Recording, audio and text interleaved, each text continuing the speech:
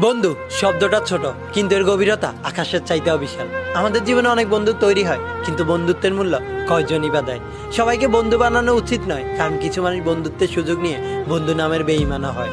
আজকের কথাগুলো আমার কিছু বন্ধু নামক বেঈমান আর বিশ্বাসঘাতকগুলোর জন্য, যারা আমাকে প্রয়োজনে প্রিয়জন বানিয়েছিল আর স্বার্থ শেষে দূরে ঠেলে দিয়েছে।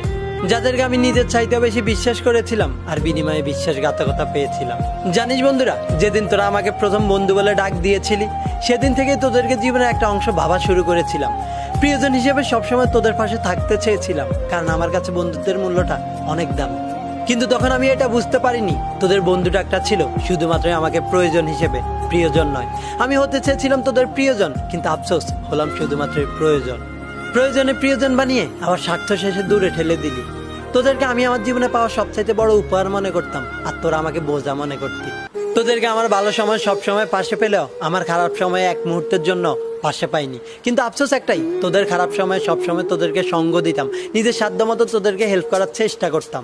কতই না মুখে হাসি আর বুকে কষ্ট নিয়ে তোদের সাথে অনেকটা দিন কাটিয়ে দিয়েছিলাম, কিন্তু কখনো বুঝতে দেইনি, কারণ আমি কখনোই তোদেরকে প্রয়োজন হিসেবে ব্যবহার করতে চাইনি।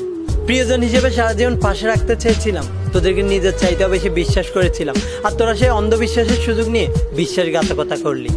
আর ভেবেছিলি মানুষটা কতটা বোকা।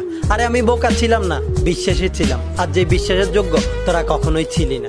একটা কথা বলি, শুনে রাখ, আমি একটুও বদলাইনি, তোদেরকে একটুও ভুলে যাইনি। শুধুমাত্র চিনতে শিখে গেছি কে সত্যিকারের বন্ধু আর কে বন্ধু নামের বেঈমান। তোদের কাছ থেকে নিজেকে সরিয়ে এনেছি, কিন্তু কোনো বেঈমানি করিনি। একটা কথা মনে রাখিস, তোরা আমার বিশ্বাসের সুযোগ নিয়ে আমার সাথে বেঈমানি করলেও আমার দ্বারা কখনোই তোদের কোনো ক্ষতি হবে না, কারণ আমি বন্ধুত্বের মূল্যটা দিতে জানি।